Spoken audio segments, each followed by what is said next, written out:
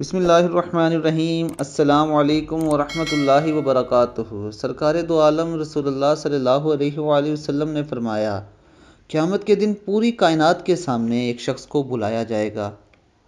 اس کے سامنے 99 رجسٹر اس کی برائیوں کے رکھ دیے جائیں گے۔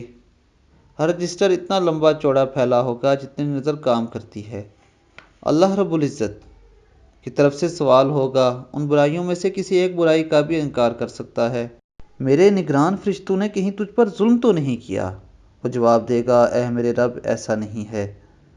پھر سوال ہوگا، کوئی عذر ہو تو پیش کر دو، کوئی نیکی ہو تو سامنے لاؤ۔ بندہ ڈرتے ڈرتے جواب دے گا، یا رب، کوئی عذر بھی نہیں اور کوئی نیکی بھی نہیں۔ اللہ تعالیٰ فرمائیں گے، تیری ایک نیکی ہمارے پاس محفوظ ہے، یاد رکھ، آج تجھ پر ظلم نہیں کیا جائے گا۔ چنانچہ ایک کاغذ کا ٹکڑا نکالا جائے گا، اس میں لکھا ہوگا، اشہد ان لا الہ الا اللہ اشہد ان محمدا عبدہ ورسولہ۔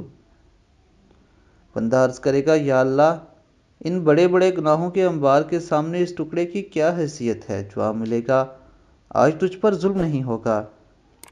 چنانچہ گناہوں کے وہ بڑے بڑے رجسٹر ترازو کے ایک پلڑے میں رکھ دیے جائیں گے اور کاغذ کا ٹکڑا دوسرے پلڑے میں رکھ کر وزن کیا جائے گا۔ یعنی ہر صاحب ایمان شخص قیامت کے دن جنت میں جائے گا، چاہے اس کے دل میں راہی کے دانے کے برابر ایمان کیوں نہ ہو۔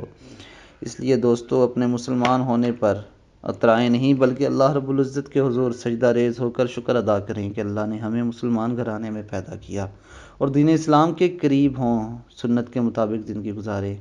اللہ تعالی ہم پر اپنا رحم و کرم نازل فرمائے۔ السلام علیکم ورحمۃ اللہ وبرکاتہ۔